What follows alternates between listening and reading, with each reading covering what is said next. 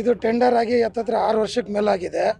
Road ಅಗಲೀಕರಣ ಮಾಡ್ತೀವಿ ಅಂತ ಹೊರಟು ಒಂದು ವಾರ ಮಣ್ಣು ಹೊಡಿತಾರೆ, ತಿರುಗಿ ರೋಡಲ್ಲಿ ಗುಂಡಿಗಳು ಬಿದ್ದಿರುತ್ತೆ, ಅದನ್ನೂ ಮುಚ್ಚಲ್ಲ. ಆ ಗುಂಡಿಗಳು ತಪ್ಪಿಸೋಕೆ ಹೋಗೋದ್ರಿಂದ ಎಷ್ಟೋ ಆಕ್ಸಿಡೆಂಟ್ಗಳಾಗ್ತಾ ಇದ್ದಾವೆ, ಎಷ್ಟೋ ಜನ ಪ್ರಾಣನೂ ಕಳ್ಕೊಂಡಿದ್ದಾರೆ ಇಲ್ಲಿ. ಆದ್ದರಿಂದ ಇವತ್ತೊಂದು ಇದೊಂದು ಸರ್ಕಾರಕ್ಕೆ ಎಚ್ಚರಿಕೆ ಗಂಟೆ ಆಗಿದೆ. ಇದು ಇವತ್ತು ಲಾರಿ ಅವ್ರಿಗೆ ಯಾರೋ ಅಡ್ಡ ಬಂದಿದ್ದಾರೆ, ಗುಂಡಿ ತಪ್ಸೋಕೆ ಹೋಗಿ ಲಾರಿ ಅವನು ಲೆಫ್ಟ್ಗೆ ಹೇಳಿದಾಗ ಕೆರೆಗೆ ಹೋಗಿ ಬಿದ್ದಿದ್ದಾನೆ. ಈಗ ಚಾಲಕನ ಸತ್ತಿದ್ದಾನೆ ಅದು ಒಳಗಡೆ ಇತ್ಕೊಂಡು. ಡ್ರೈವರ್ ಸಮೇತನೇ ಲಾರಿ ಒಳಗಡೆ ಬಿದ್ದಿರೋದು. ಇಲ್ಲ, ಗೊತ್ತಿಲ್ಲ ಅದರಲ್ಲಿ ಯಾರಿದ್ರು ಅಂತ ಗೊತ್ತಿಲ್ಲ. ಸಾರ್ವಜನಿಕರು ಈ ರಸ್ತೆಯಿಂದ ತುಂಬಾ ಅನಾನುಕೂಲಗಳಾಗ್ತಾ ಇದೆ. ಸರ್ಕಾರ ಇದು ಟೆಂಡರ್ ಕರೆದು ಇದ್ರ ಬಗ್ಗೆ ಏನು ಒಂದು ಮುಂಜಾಗ್ರತೆ ಕ್ರಮಗಳನ್ನು ತಗೊಳ್ಳದೇ ಇರೋದ್ರಿಂದನೇ ಈ ಎಲ್ಲ ಅಪಘಾತಗಳಿಗೆ ಕಾರಣ ಆಗ್ತಾ ಇದೆ. ಸರ್ಕಾರಕ್ಕೆ ಧಿಕ್ಕಾರ ಇದರಿಂದ ಅಷ್ಟೇ, ಇನ್ನೇನು ಬೇರೆ ನಾವೇನು ಹೇಳೋಕ್ಕಾಗಲ್ಲ. ಲಾರಿ ಎಲ್ಲಿ ಕಾಣಿಸ್ತಾ ಇದೆ ಸ್ವಾಮಿ? 20 ಅಡಿ ಗುಣಿಯಲ್ಲಿ ಲಾರಿ ಬಿದ್ದಿರೋದು. ಲಾರಿ ಬರೋದು 8 ಅಡಿ ಲಾರಿ ಬರುತ್ತೆ. ನೀರು ಮೇಲೆ ಲಾರಿ ಮೇಲೆ 10 ರಿಂದ 12 ಅಡಿ ನೀರಿದೆ ಅಲ್ಲಿಗ. ಈಗ ನಿನ್ನೆ ರಾತ್ರಿ ಬಿದ್ದಿರೋದು, ರಾತ್ರಿ 11 ಗಂಟೆ ಸುಮಾರಲ್ಲಿ ಬಿದ್ದಿರೋದು. ಇಲ್ಲಿ ತನಕ ಯಾವುದೇ SDRF ತಂಡ ಆಗಲಿ NDRF ತಂಡ ಆಗಲಿ ಬಂದು ಆ ಬಾಡಿನ ರಿಕವರಿ ಕೂಡ ಮಾಡಲಿಲ್ಲ.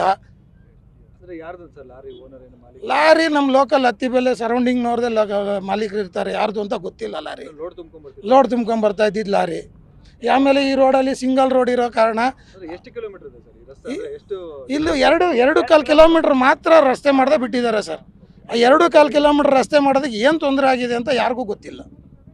ಕೇಳಿದ್ರೆ ನಾವು ಸ್ವಲ್ಪ ಗಲಾಟೆ ಮಾಡಿದ್ರೆ ಬಂದು ರಸ್ತೆ ಪಕ್ಕ ಕ್ಲೀನ್ ಮಾಡಿಬಿಟ್ಟು ಹೋಗ್ತಾರೆ. ಅದು ಬಿಟ್ಟರೆ ಇವತ್ತಿನ ತನಕ ಯಾವುದೇ ಅಭಿವೃದ್ಧಿ ಕಾರ್ಯಗಳು ಇಲ್ಲಿ ಆಗಲಿಲ್ಲ. ಪ್ರತಿದಿನ ಅಪಘಾತ, ಕೈ ಕಾಲು ಮುರ್ಕೊಳ್ಳೋದೆಲ್ಲನೂ ಮೀಡಿಯಾದಲ್ಲಿ ಬರ್ತಾ ಇಲ್ಲ. ಇದು ಯಾವುದೋ ದೊಡ್ಡ ಇನ್ಸಿಡೆಂಟ್ ಆಗಿರೋದಕ್ಕೆ ಮೀಡಿಯಾದವರು ಎಲ್ಲ ಬಂದಿದ್ದಾರೆ. ಕಳೆದ ಬಾರಿ ಓಂಶಕ್ತಿ ಬಸ್ಸು ಬಿದ್ದು 18 ಜನ ಗಾಯಗೊಂಡಿದ್ರು. ಅಂದರೆ ಯಾವುದೇ ಪ್ರಾಣಹಾನಿ ಆಗಿರಲಿಲ್ಲ. ಅದು ಕೆರೆ ಕಡೆಗೆ ಬೀಳೋದು ಲೆಫ್ಟ್ ಸೈಡಿಗೆ ಬಿದ್ದಿದ್ದಕ್ಕೆ ಜನಕ್ಕೆ ಯಾರಿಗೂ ತೊಂದರೆ ಆಗಿರಲಿಲ್ಲ. ಅದೇ ಕೆರೆ ಕೆಳಗೆ ಬಿದ್ದಿರೋ 40-50 ಜನ ಸತ್ತಿರೋರು. ಪ್ರತಿದಿನ ಓಡಾಡ್ತಾರೆ ಸ್ವಾಮಿ ಜನಪ್ರತಿನಿಧಿಗಳೇನು. ಅಧಿಕಾರಿಗಳು ಮನೆಗಳು ಕೂಡ ಇದೇ ರಸ್ತೆಯಲ್ಲೇ ಇದ್ದಾವೆ. ಅಧಿಕಾರಿಗಳು ಮನೆಗಳು ಈಗ ಬೆಂಗಳೂರಿಂದ ಯಾರಾದರೂ ಆನೇಕಲ್ಗೆ ಬರಬೇಕಂದ್ರೆ, ತಾಲೂಕು ಹೆಡ್ ಕ್ವಾರ್ಟರ್ಸಿಗೆ ಬರಬೇಕಂದ್ರೆ ಇದೇ ರಸ್ತೆಯಲ್ಲೇ ಜಾಸ್ತಿ ಬರ್ತಾ ಇದ್ದಾರೆ. ವೈಟ್ ಫೀಲ್ಡ್ ಕಡೆ ಇರೋರೆಲ್ಲ ಅಧಿಕಾರಿಗಳು. ಶಾಸಕರು ಓಡಾಡ್ತಾ ಇರ್ತಾರೆ, ಶಾಸಕರು ಇದ್ರ ಬಗ್ಗೆ ಗಮನ ಹರಿಸ್ತಾ ಇಲ್ಲ. ಲಾರಿ ನಮ್ಮ ಲೋಕಲ್ ಹತ್ತಿಬೆಲೆ ಸರೌಂಡಿಂಗ್ನವ್ರದೇ ಮಾಲೀಕರು ಇರ್ತಾರೆ, ಯಾರ್ದು ಅಂತ ಗೊತ್ತಿಲ್ಲ. ಲಾರಿ ಲೋಡ್ ತುಂಬ್ಕೊಂಬರ್ತಾ ಇದ್ದಿದ್ದು ಲಾರಿ. ಆಮೇಲೆ ಈ ರೋಡಲ್ಲಿ ಸಿಂಗಲ್ ರೋಡ್ ಇರೋ ಕಾರಣ ಇಲ್ಲಿ 2.25 ಕಿಲೋಮೀಟ್ರ್ ಮಾತ್ರ ರಸ್ತೆ ಮಾಡದೆ ಬಿಟ್ಟಿದ್ದಾರೆ ಸರ್. ಆ 2.25 ಕಿಲೋಮೀಟ್ರ್ ರಸ್ತೆ ಮಾಡೋದಕ್ಕೆ ಏನು ತೊಂದರೆ ಆಗಿದೆ ಅಂತ ಯಾರಿಗೂ ಗೊತ್ತಿಲ್ಲ. ಕೇಳಿದ್ರೆ ನಾವು ಸ್ವಲ್ಪ ಗಲಾಟೆ ಮಾಡಿದ್ರೆ ಬಂದು ರಸ್ತೆ ಪಕ್ಕ ಕ್ಲೀನ್ ಮಾಡಿಬಿಟ್ಟು ಹೋಗ್ತಾರೆ. ಅದು ಬಿಟ್ಟರೆ ಇವತ್ತಿನ ತನಕ ಯಾವುದೇ ಅಭಿವೃದ್ಧಿ ಕಾರ್ಯಗಳು ಇಲ್ಲಿ ಆಗಲಿಲ್ಲ. ಪ್ರತಿದಿನ ಅಪಘಾತ, ಕೈ ಕಾಲು ಮುರ್ಕೊಳ್ಳೋದೆಲ್ಲನೂ ಮೀಡಿಯಾದಲ್ಲಿ ಬರ್ತಾ ಇಲ್ಲ. ಇದು ಯಾವುದೋ ದೊಡ್ಡ ಇನ್ಸಿಡೆಂಟ್ ಆಗಿರೋದಕ್ಕೆ ಮೀಡಿಯಾದವರು ಎಲ್ಲ ಬಂದಿದ್ದಾರೆ. ಕಳೆದ ಬಾರಿ ಓಂಶಕ್ತಿ ಬಸ್ಸು ಬಿದ್ದು 18 ಜನ ಗಾಯಗೊಂಡಿದ್ರು. ಅಂದರೆ ಯಾವುದೇ ಪ್ರಾಣಹಾನಿ ಆಗಿರಲಿಲ್ಲ.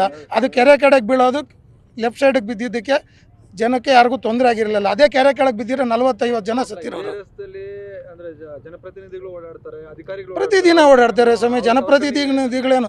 ಅಧಿಕಾರಿಗಳು ಮನೆಗಳು ಕೂಡ ಇದೇ ರಸ್ತೆಯಲ್ಲೇ ಇದ್ದಾವೆ. ಅಧಿಕಾರಿಗಳು ಮನೆಗಳು ಈಗ ಬೆಂಗಳೂರಿಂದ ಯಾರಾದರೂ ಆನೇಕಲ್ಗೆ ಬರಬೇಕಂದ್ರೆ, ತಾಲೂಕು ಹೆಡ್ ಕ್ವಾರ್ಟರ್ಸಿಗೆ ಬರಬೇಕಂದ್ರೆ ಇದೇ ರಸ್ತೆಯಲ್ಲೇ ಜಾಸ್ತಿ ಬರ್ತಾ ಇದ್ದಾರೆ. ವೈಟ್ ಫೀಲ್ಡ್ ಕಡೆ ಇರೋರೆಲ್ಲ ಅಧಿಕಾರಿಗಳು. ಶಾಸಕರು ಓಡಾಡ್ತಾ ಇರ್ತಾರೆ, ಶಾಸಕರು ಇದ್ರ ಬಗ್ಗೆ ಗಮನ ಹರಿಸ್ತಾ ಇಲ್ಲ.